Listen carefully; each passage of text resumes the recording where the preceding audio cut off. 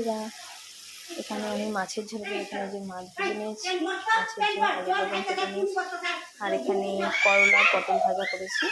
এই মাছের ঝোলের মশলা ভেজে নিচ্ছি, আদা বাটা, জিরা বাটা, লঙ্কা বাটা আর জিরে ফোড়ন দিয়ে দিয়েছি, দুটো তেজপাতা দিয়েছি। মশলা ভেজে নিয়েছি, মশলা থেকে এখন তেল ছেড়ে দিয়েছে। এখন আমি সবজিটা অ্যাড করি।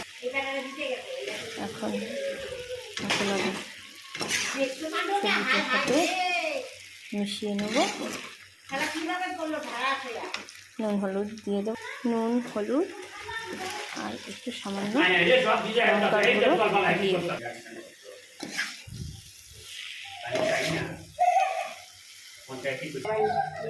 ঢাকা খুলে দিচ্ছি।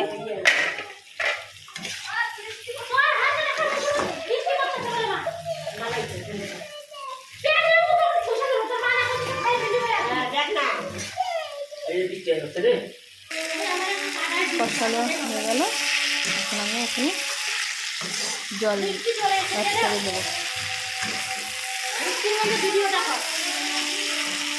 বৃষ্টি চলে এলো বন্ধুরা, রান্না করতে করতে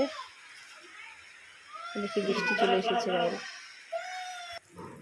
ঝোল দিয়ে দিয়েছি, এখন মাছটা দিয়ে কিছুক্ষণ জাল হলেই নামিয়ে নেব। আমার মাছের ঝোল রেডি হয়ে যাবে।